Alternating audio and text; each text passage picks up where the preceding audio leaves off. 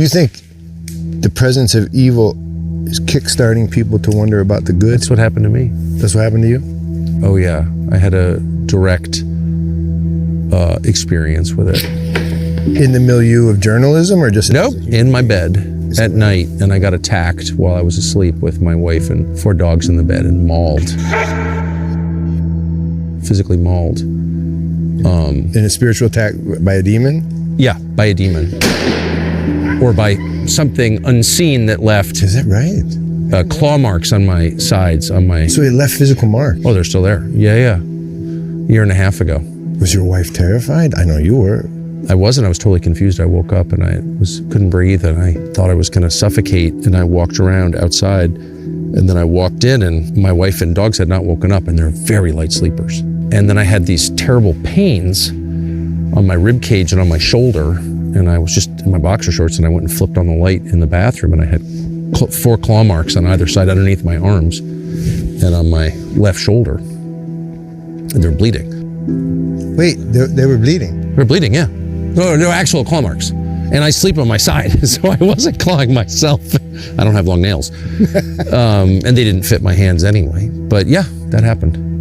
So I'm not from a world where things like that happen. I never heard of anything like that happening before. I had no idea what that was. I knew it was spiritual immediately. You did? Okay, that was going to be my question. Yeah.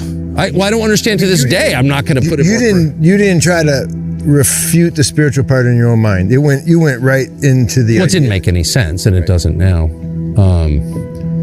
But I'm not from a, what do they call it, faith tradition that talks about things like that or even acknowledges their existence. Like, there's nothing like that. I've never heard anybody say anything like that in my whole life. What was the next day like? Well, the next morning I woke up and I thought, that was the weirdest dream I've ever had. And then I saw blood on my sheets, and I realized that was not a dream at all. I called my assistant, who was like the only evangelical Christian I know, well enough to call with something bizarre like that, totally bizarre like that. And she said, oh yeah, no, that happens. Yeah, people are attacked in their bed by demons. What? What are you even talking about? Yeah. So, I'm not leaving anything out, and I'm not pretending to understand that. I can only say what happened to me, and that did happen to me, and then I was seized with this very intense desire to read the Bible, which I then started without any study aids or anything. I bought a Bible that didn't have any. I'm not interested in editorializing in the Bible. I just want to read it and see what's in there myself. I have very low levels of trust for Christian pastors, most of whom, I'm just not a fan at all. And sorry to say that, but that's how I feel. And so I don't want to hear other people's opinions. I just want to see what's in there. And so I spent a year and a half reading it, and then I started rereading it. And it was just a transformative experience for me, but I'm not,